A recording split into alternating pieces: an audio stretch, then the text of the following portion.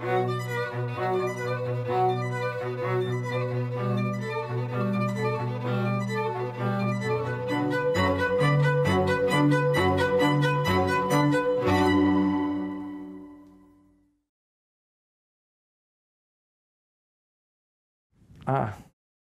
Joseph Broz, dit Tito. Un personnage important, oui, dans l'histoire européenne et mondiale, c'est indéniable. Et je pense pour différentes raisons. Bon, d'abord, même s'il y a une part de mythologie officielle, c'est quand même, comme on dit, le type qui a réussi à libérer son pays sans trop l'intervention des forces alliées extérieures, et ça, c'est méritoire. De Gaulle est un grand homme et tout, mais enfin, il aurait pu être Tito s'il y avait eu une mobilisation des Français équivalente à celle des ceux qu'on appelait, je ne sais pas est-ce qu'on les appelait encore les Yougoslaves, puisqu'ils avaient été cassés en différents États. Deuxième tour de force de Tito, avoir réussi quand même pendant 40 ans à éviter que dans ce pays, les Croates, les Serbes, les Bosniaques, etc., se fassent la guerre comme il l'avait si souvent fait. Quatrième point, c'est vrai qu'il a voulu affirmer un communisme autonome par rapport à Staline et que c'était courageux à l'époque. En même temps, avec le recul, tu te dis que Staline l'a laissé faire parce que Tito était quand même utile pour souder le bloc soviétique, le dénoncer comme déviationniste, faire les procès au nom du titisme, etc. Je ne pense pas que Tito le voulait, mais il a servi quelque part indirectement les visées de Staline.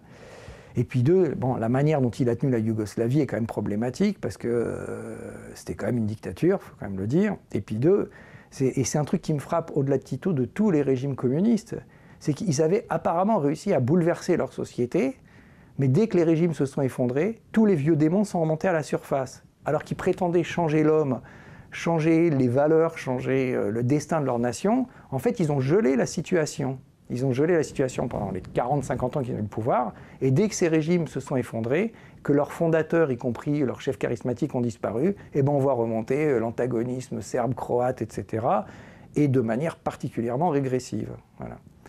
Et alors par ailleurs, Tito, j'ai eu l'occasion d'aller une fois en Croatie il y a 10 ans, on m'avait montré qu'effectivement, c'est dur à juger, mais qu'il avait aussi ses résidences secondaires, etc., c'est-à-dire comme toujours, ce décalage qui est entre le discours des élites s'adressant au peuple, voilà ce qui est bon pour vous et tout, de la frugalité, etc., et puis le mode de vie qu'ils ont. Ceci dit, j'oublie pas que Tito, c'est quand même pas, à mon avis, le pire.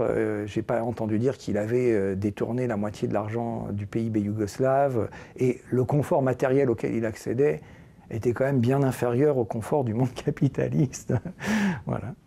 Mais ça, pour moi, Tito, c'est vraiment, je dirais, comme prof d'histoire, ce que j'appelle le personnage historique par excellence qu'on aimerait faire étudier à ses élèves en montrant justement ce que c'est qu'un personnage historique, c'est-à-dire avec la face sombre, la face claire, et qu'on ne peut pas résumer un personnage ou à l'une ou à l'autre, et parce que c'est aussi que de s'engager, parce qu'après on peut juger Tito et tout ça, mais le mec, il s'est battu, il a risqué sa vie, il a eu un projet politique, etc., donc aussi, c'est une façon de dire, on fait des erreurs, mais parce qu'on agit.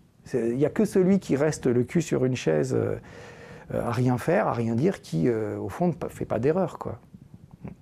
Quoique, même Diogène, il n'a pas beaucoup bougé, mais il admettait qu'il faisait des erreurs de temps en temps, je crois.